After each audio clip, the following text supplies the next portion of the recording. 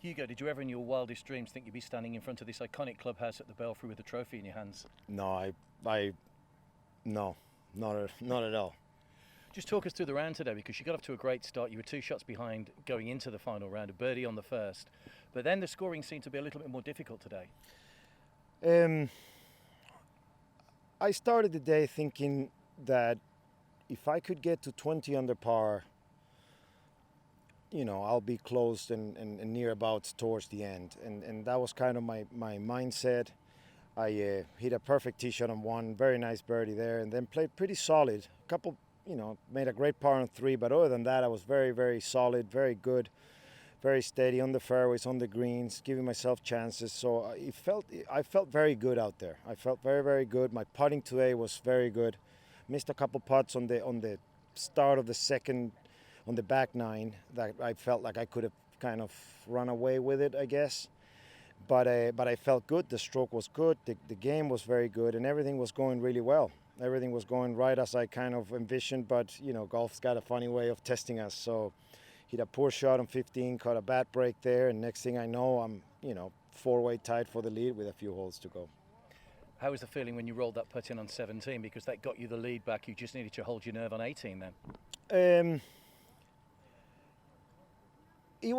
I felt pretty, it didn't change that much at that point, given that I know 18 is a hole that it can be birdies, and especially that it's reachable, so you never know what the opponents are going to do. But just the way I played 17, I hit a perfect tee shot, I hit a perfect wedge and a perfect putt. That was, what I will take out of all this entire experience. That would be the way I hit my last few shots. Every single one was flush, exactly where I was going. That is what the ultimate reward, so to speak, being able to perform when everything is on the line.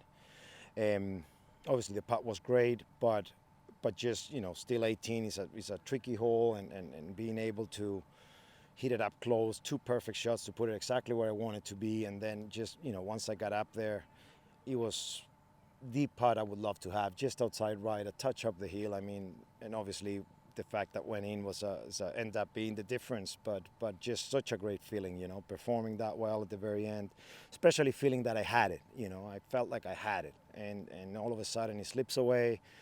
I did that a little while ago in France, and being able to finish it off this time is just such a rewarding feeling. I was just about to say, actually, losing out by a shot at Le Verdre, this must mean that make this one even more sweet for you.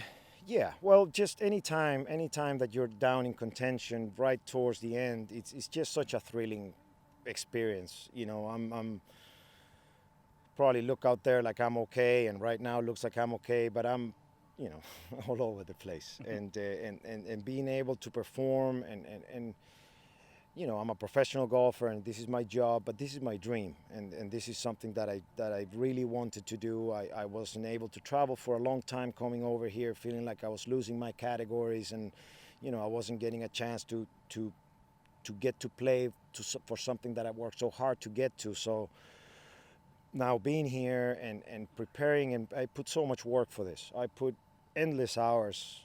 I mean, I gave it everything I have. So being able to get one this time is just such a rewarding feeling, especially in a place as iconic as here.